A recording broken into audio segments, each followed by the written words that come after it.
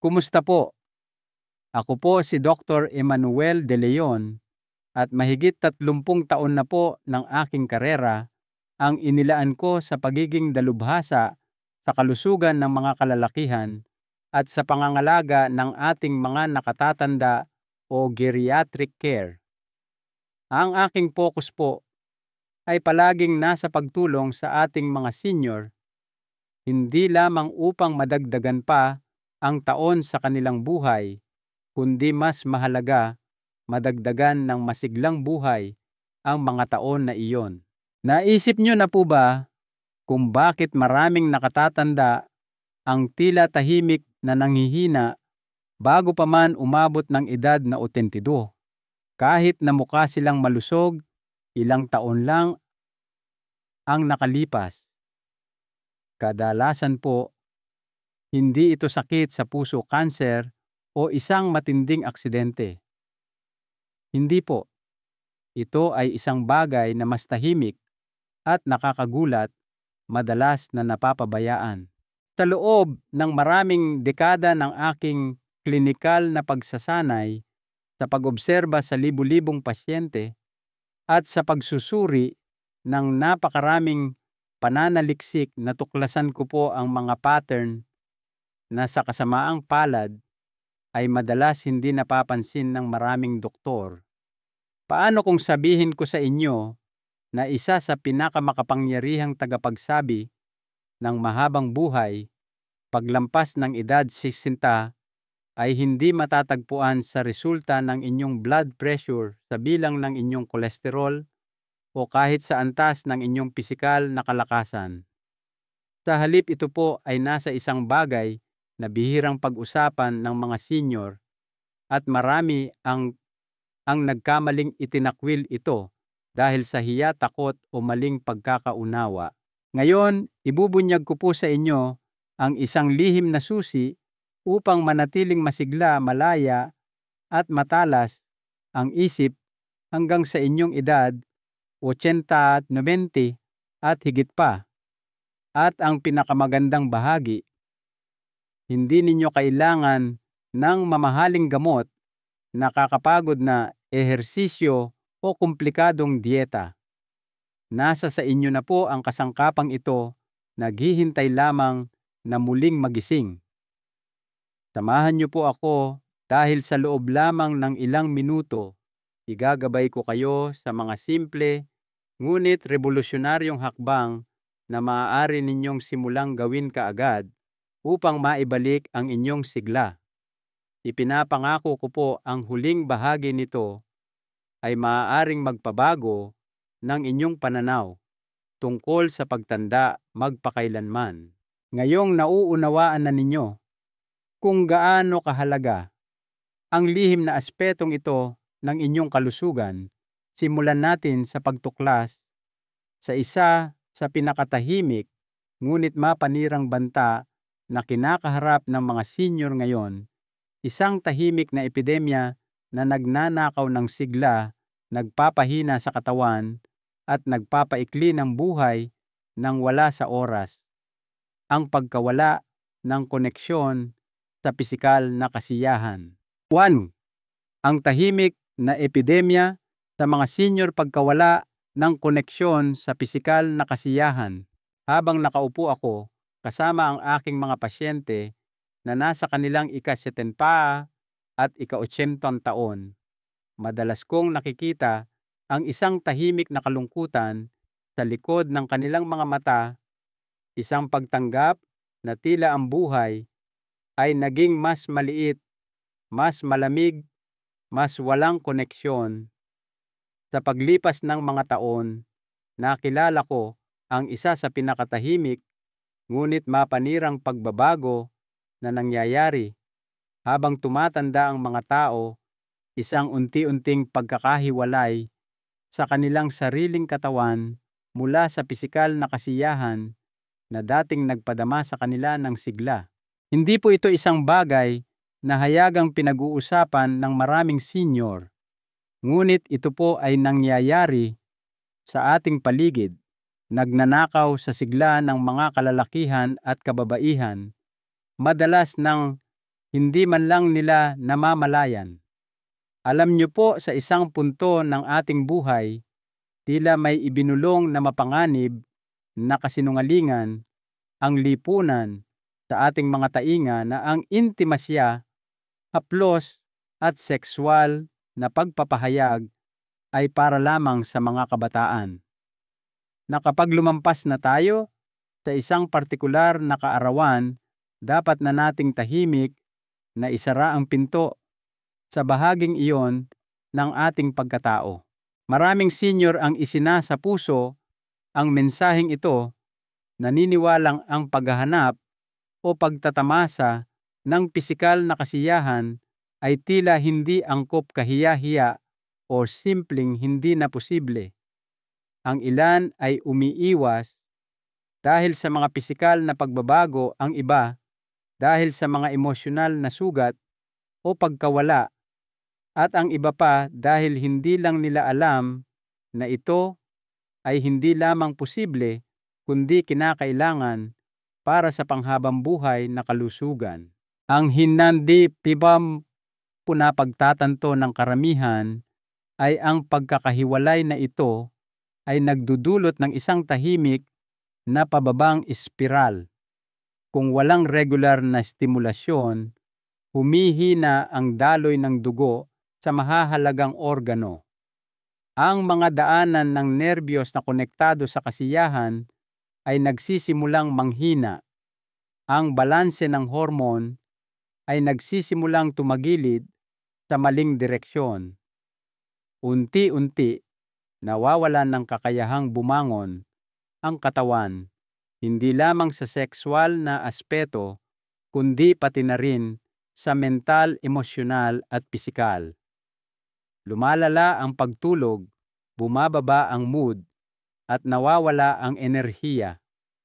Sa paglipas ng panahon, pati ang immune system ay humihina at tahimik na tumataas ang panganib ng mga malalang sakit tulad ng sakit sa puso, demensya at depresyon.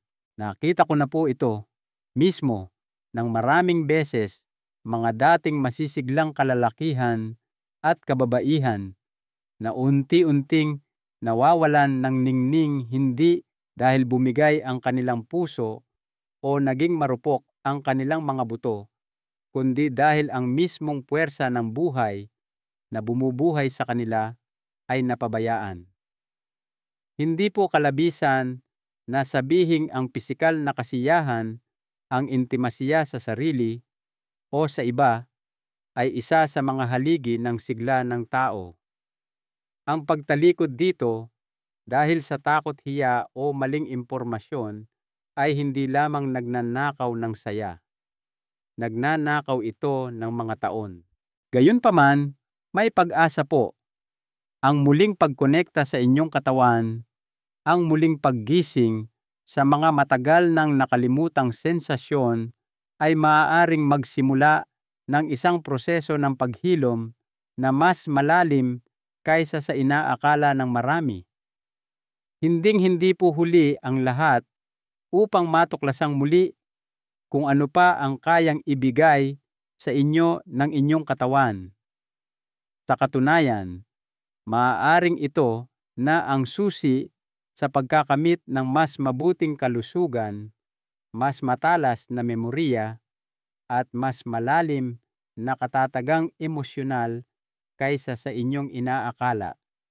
Ngunit ano nga ba talaga ang nagpapangyari sa pisikal na kasiyahan na maging bukod-tangi ang lakas sa pagprotekta sa inyong utak-puso at maging sa inyong kalayaan sa hinaharap? Manatili po kayo dahil ang inyong matututunan ay maaaring magbago sa lahat ng inyong akala tungkol sa pagtanda. Tuwas, bakit kritikal ang masturbasyon? Pagkatapos ng edad 60 para sa mahabang buhay. Sa loob ng maraming taon, nasaksihan ko po ang banayad, ngunit makapangyarihang mga pagbabago na naganap sa aking mga pasyente na nanatiling konektado sa kanilang katawan habang sila ay tumatanda. Isang katotohanan ang naging napakalinaw ang pagpapanatili ng pisikal na kasiyahan, kabilang na ang pansariling pagpapahayag na solo sexual expression ay hindi lamang isang luho. Ito ay isang mahalagang pundasyon para sa pangmatagalang kalusugan at mahabang buhay. Maaaring ikagulat ninyo ito, lalo na kung lumaki kayo sa isang kultura na nagturo sa inyong tingnan ang mga ganitong paksa ng may pag-aalinlangan o kahit kahihiyan. Ngunit mas malakas pong magsalita ang biyolohiya kaysa sa mga kaugalian ng lipunan, at ibang-iba ang kwento nito.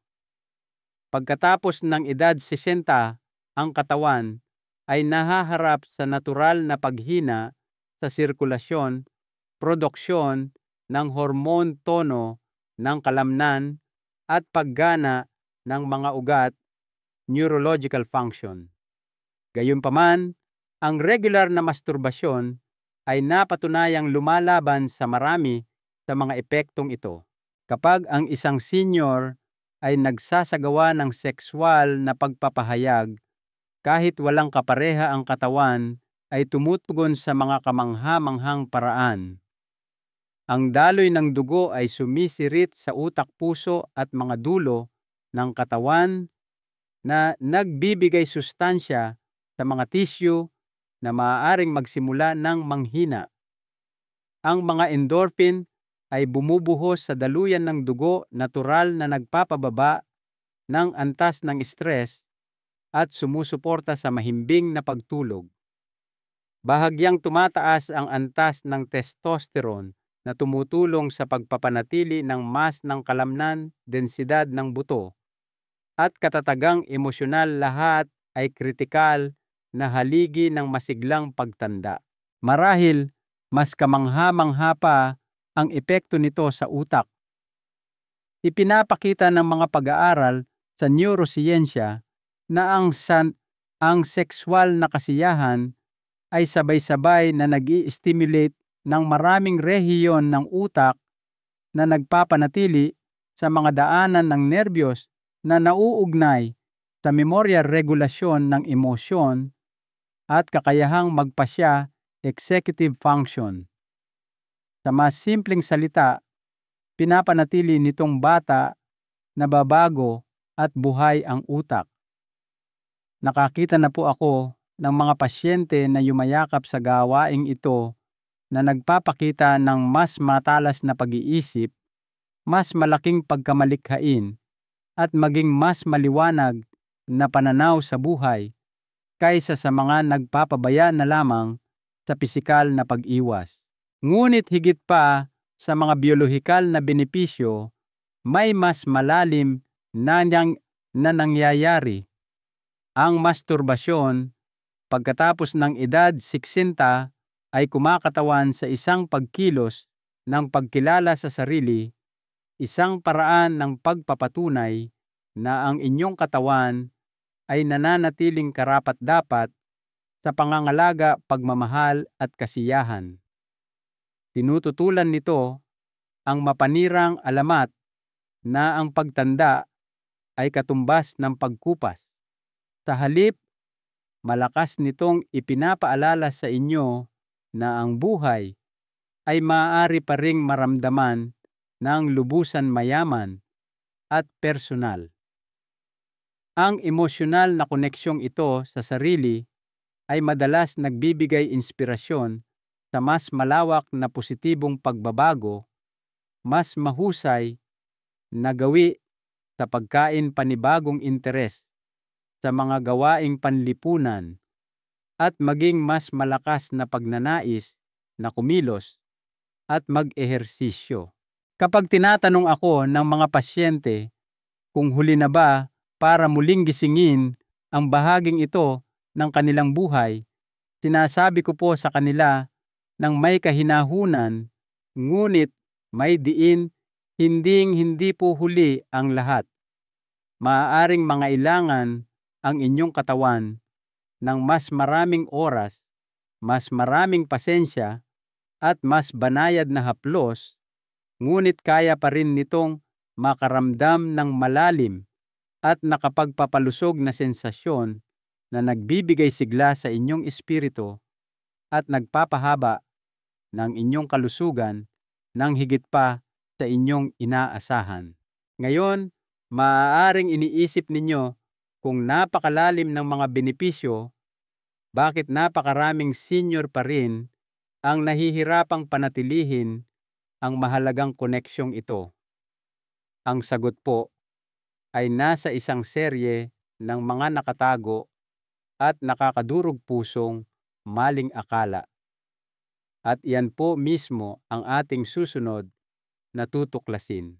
Trim, mga karaniwang maling akala na nagnanakaw ng sigla ng mga senior. Sa aking mga taon ng pagsasanay, nakita ko po kung gaano kadali ang malalakas at masisiglang kalalakihan at kababaihan ay nabibiktima ng mga tahimik na maling akala na unti-unting sumisira sa kanilang sigla. Madalas hindi man lang nila namamalayan na nangyayari ito hanggang sa isang araw ay magising silang parang anino na lamang ng dati nilang sarili. Ang mga paniniwalang ito ay hindi lamang mga simpleng hindi pagkakaunawaan. Sila po ay makapangyarihan at hindi nakikitang mga puwersa na kumukumbinsi sa mga senior na talikuran ang isa sa kanilang pinakamabisang pinagkukunan ng kalusugan at kaligayahan.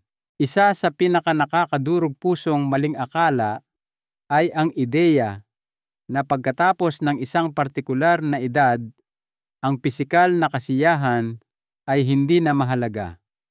Hindi ko na po mabilang kung ilang beses kong narinig ang isang taong nagsasabing, "Masyado na akong matanda para diyan," na may malungkot at mapagparayang ngiti.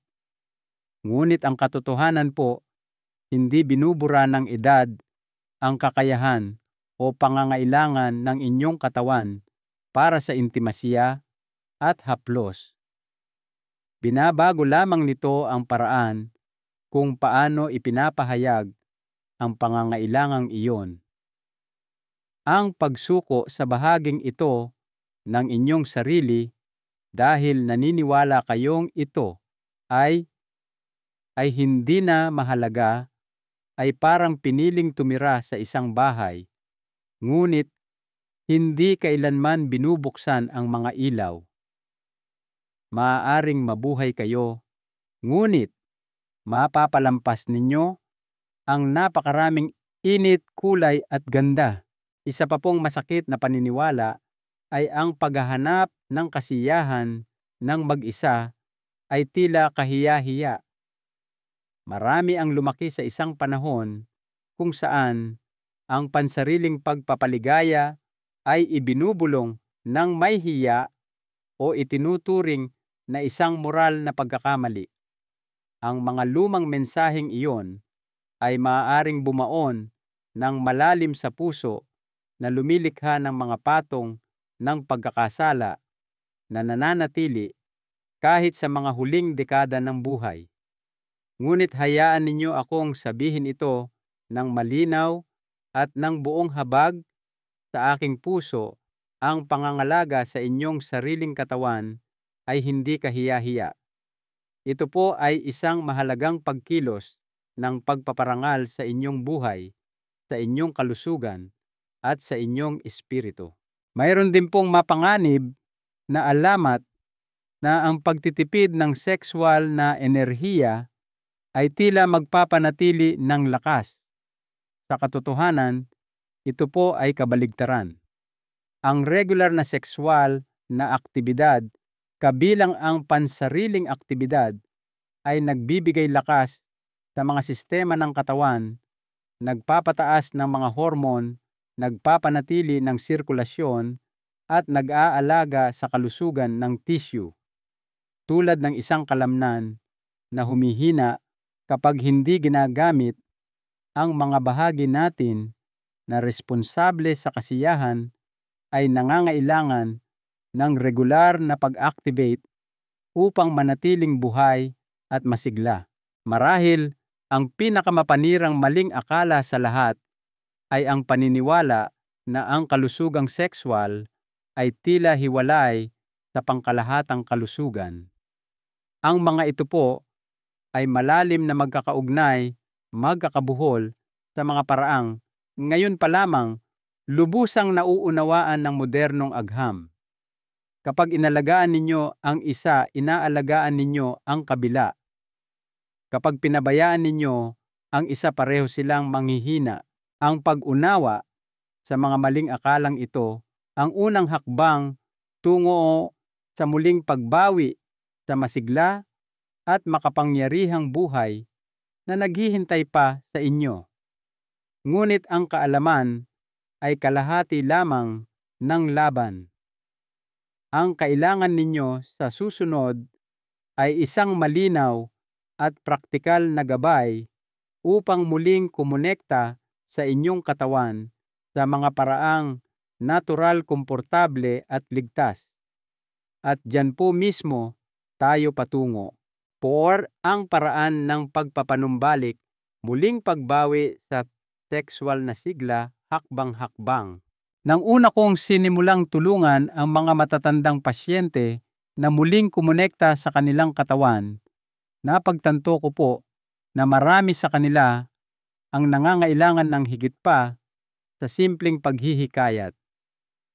Kailangan nila ng isang landas, hindi malabong mga ideya, hindi pag-asa lamang, kundi isang tunay at praktikal na paraan na maaari nilang sundin ng may kumpiyansa.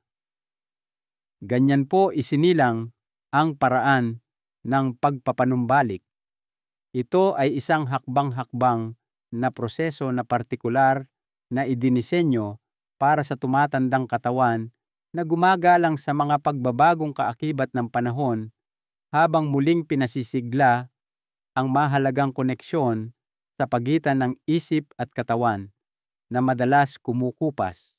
Ang unang hakbang ay paghahanda. Bago ang lahat, kailangan ninyong lumikha ng isang espasyo kung saan kayo ay ligtas, komportable at malaya sa anumang istorbo. Isayos ang temperatura ng tama, pumili ng komportableng upuan o kama at magkaroon ng dekalidad na lubricant. Ang maliliit na gawaing ito ay nagpapadala ng makapangyarihang mensahe sa inyong katawan, mahalaga kayo at ang inyong kalusugan ay sulit pagsikapan. Susunod ang pagre-relax. Hindi po ito karera at hindi rin ito isang pabigat na gawain. Magsimula sa pamamagitan ng malalim na paghinga, hayaang lumambot ang inyong mga kalamnan at bumagal ang tibok ng inyong puso. Damhin ang tensyon na umaalis sa inyong katawan paisa-isa tulad ng buhangin na dumadaloy sa bukas na mga daliri. Ang simpleng pagkilos na ito ng presensya ay maaaring magbukas ng mga pinto sa sensasyon na maaaring inakala ninyong sarado na magpakailanman. Kasunod nito ang paggising. Dito dahan-dahan ninyong gagalugarin ang mga bahagi ng inyong katawan na maaaring matagal nyo nang binaliwala, ang panloob na hita, ang ibabang bahagi ng tiyan, ang dibdib. Hipuin ang mga lugar na ito nang may pagkamausisa sa halip na panghuhusga. Pansinin kung paano tumutugon ang inyong katawan kahit sa maliliit na paraan. Ang mga tugon na ito ay mga senyales na buhay pa ang inyong katawan, sabik pa ring kumonekta sa inyo. Pagkatapos ay ang nakapokus na estimulasyon ng walang anumang pressure o inaasahan, unti-unti kayong magpapakilala ng mas direktang haplos na hinahayaang natural na mabuo ang pagkaantig sa sarili nitong panahon. Ang paggamit ng mabagal at maingat na mga kilos sa halip na magmadali ay lumilikha ng lalim ng sensasyon na madalas nawawala sa mga nagmamadaling karanasan. Hindi ito tungkol sa pag-abot sa isang linya ng pagtatapos. Ito ay tungkol sa pag-e-enjoy sa paglalakbay na kayang ibigay sa inyo ng inyong katawan. Panghuli, ang integrasyon. Ito ang sandali upang huminto, huminga at pasalamatan ang inyong sarili sa pagpiling mamuhunan sa inyong sariling kapakanan. Hayaan ang inyong sarili na namnamin ang pakiramdam ng pagiging buhay, gaano man ito kabanayad o katindi. Sa tahimik na pagkilalang ito, nag-uugat ang paghilom. Ang paraang ito ay hindi po tungkol sa paghahabol sa nakaraan. Ito ay tungkol sa pagyakap kung sino kayo ngayon kasama ang lahat ng karunungan, lakas at kahinahunan na dulot ng inyong mga taon. At kapag naranasan ninyo kahit ang maliit na kislap ng muling pagkonekta, mauunawaan ninyo kung gaano pa kalaki ang potensyal na nasa loob ninyo. Ngunit kahit na may tamang mga paraan, ang paglalakbay ay hindi palaging makinis. May mga karaniwang hadlang na madaling makasira sa inyong progreso. At sa susunod na bahagi, ipapakita ko po sa inyo kung paano maiiwasan ang mga pagkakamali na hindi namamalayan ng karamihan sa mga senior upang manatili kayo sa landas patungo sa pangmatagalang sigla. 5. Pagharap sa mga hamon. Ano ang aasahan at paano magtatagumpay? Sa tuwing ginagabayan ko po ang isang tao sa paraan ng pagpapanumbalik, palagi ko pong ipinapaalala sa kanila na ang tunay na pagbabago ay bihirang isang tuwid na linya. Natural lamang po na makaranas ng mga sandali ng pagdududa, pagkabigo, o kahit panghihina ng loob. Nakita ko na po itong nangyari ng paulit-ulit.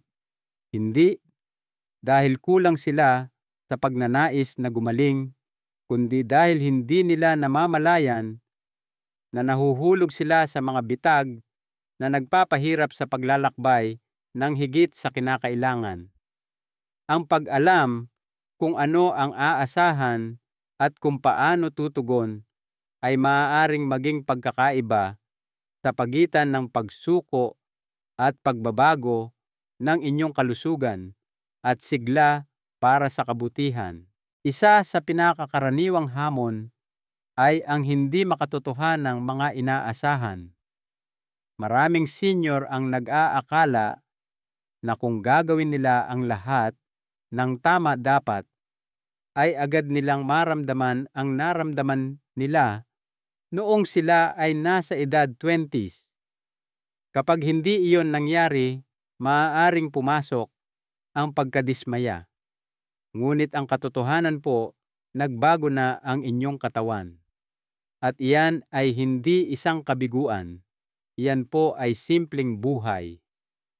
Ang tagumpay ngayon ay hindi nasusukat sa kung gaano kabilis ninyong maabot ang matinding kasiyahan, kundi sa kung gaano kayo muling kumokonekta sa sensasyon, ginhawa at presensya. Kahit ang maliliit na pagbuti ay mga senyales na nagaganap ang paghilom sa ilalim. Isa pa pong hadlang ay ang hindi pagiging tuloy-tuloy, tulad ng pagpapalakas ng kalamnan o pagpapanumbalik ng fleksibilidad. Ang muling pagbuo ng inyong sensual na koneksyon ay nangangailangan ng regular na atensyon.